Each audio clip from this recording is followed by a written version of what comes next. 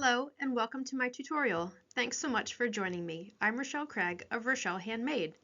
In this tutorial, I will walk you through the steps to make your own orange peel applique quilt. Here are the supplies you'll need: 9 fat eighths in various colors, 1 fat eighth for the cornerstones, 1¼ yards of background, 1 yard of sashing and border, and 3/8 yard of binding. This will make a 39-inch by 50-inch child's quilt, but the design is easily expandable if you choose to make a larger quilt. Let's talk about iron-on adhesive. I prefer to use Heat and Bond Life with the purple label, not the red label. It comes in pre-cut yardage rolls, as the picture on the left, and by the bolt, the picture on the right. I buy mine by the bolt since I use so much of it. You can find it at most retailers that sell fabric. Make sure you buy the 17-inch width. You'll need 17 inches by 3/8 yard for this project. For my project, I chose to feature Rob Appell's Newer Worlds collection from Benartex Fabrics. I love the bright saturated colors and geometric prints.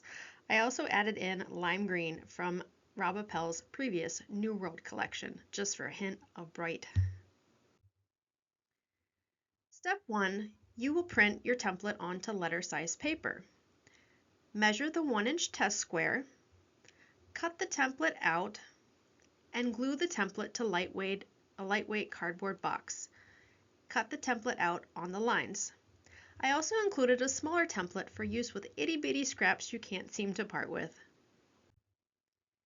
Step 2, cut your fabric. From your background, cut 8 5-inch by width of fabric strips. Subcut these into 63 5-inch squares. From your sashing and border, cut 19 1.5 by width of fabric strips, and subcut this into 110 1.5 by 5-inch strips from 14 of those width of fabric strips. Set the remaining 5 strips aside for your outer border. From your cornerstone fabric, cut 4 1.5 by 22-inch width of fabric strips, and subcut 48 1.5 squares. You'll prepare your adhesive. If you buy the roll, re-roll your fabric onto itself to eliminate the curling. Just roll it opposite the way it is currently rolled, and paper clip the ends and let it sit for a while to reverse the curling. Whether you're using a roll or a bolt, from your 17-inch width, cut 9 17-inch by 9-inch pieces. Step 4, you'll fuse your adhesive to your fat eighths. Set your fabric down on your ironing surface with right side down. Set your fabric adhesive down with the shiny side towards the wrong side of the fabric. Your paper side of the adhesive will be right side up.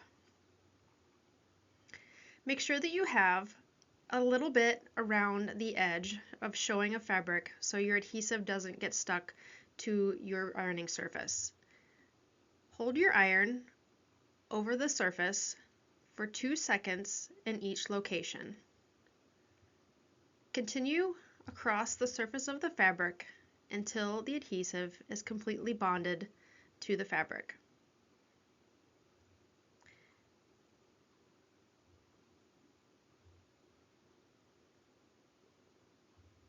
I like to use a medium setting on my iron for this step. And make sure you follow the directions on the label of the adhesive if you're not using the Heat and Bond Light.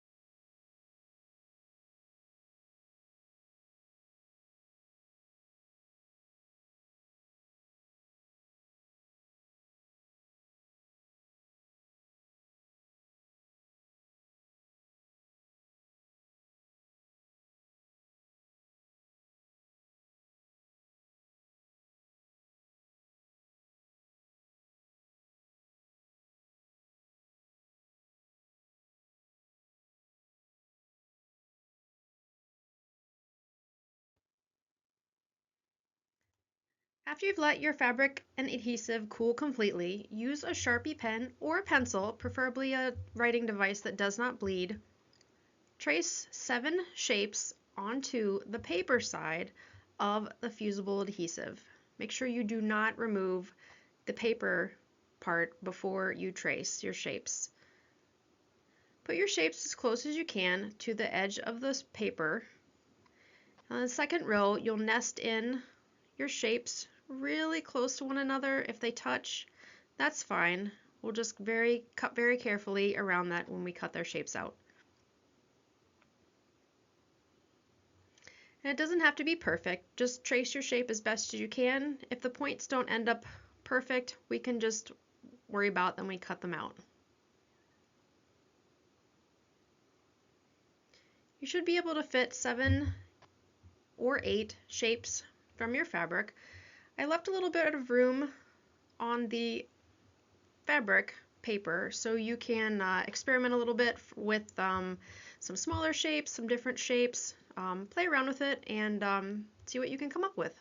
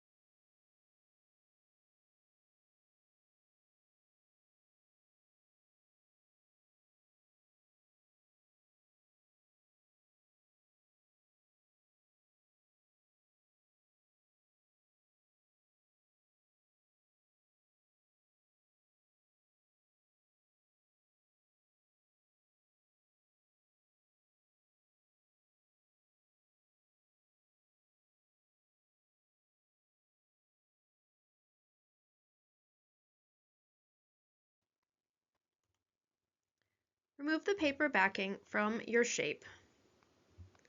You'll now see the surface is shiny underneath, and this is the glued adhesive. It's a little bit tacky, but not too much. You also use an air or heat erasable pen to draw a small dot 1/4 inch in from each edge on 2 opposing corners as shown. Place the shape onto the square, shiny side down, and carefully place and hold your iron over all surfaces of your shape.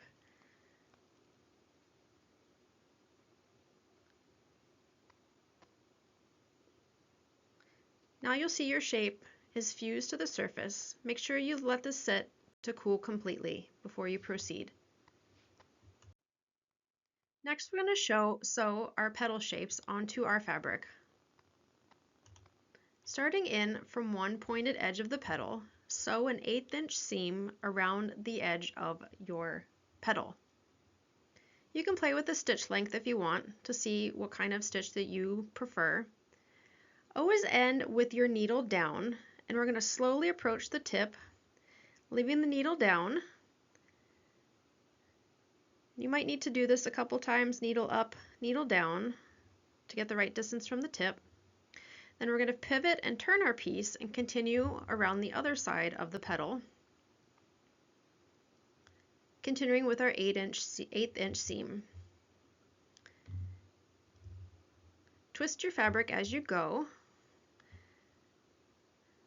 And again at the end, stop, go slow, and pivot at the very tip. And return to the starting point. I like to back stitch and forward stitch a couple times to make sure that the stitch is secured.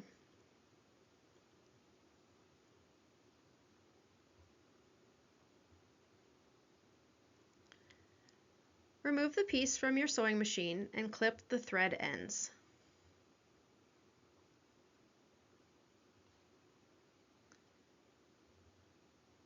I used a contrasting color thread just so you could see the stitching, but you'll want to use a color that complements your piece that you sew on.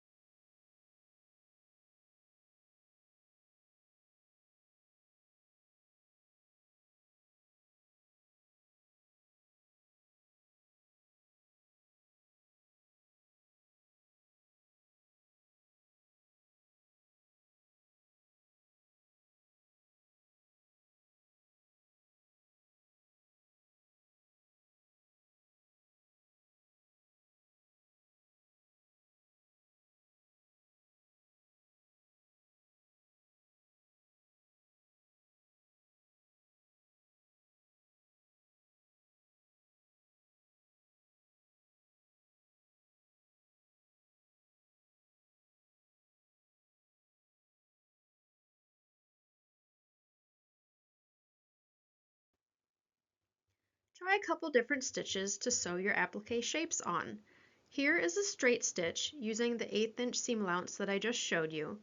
You can also use a blanket stitch. This takes a little bit more practice, getting to know your machine and where it starts and stops, those stitch width. Give it a try. There's a little bit extra fabric left over after cutting your shapes out. Try a couple petal shapes onto some scrap background fabric and see what you like. There's a bunch of different shapes, bunch of different stitches on your machine. Give them a try and see what you like.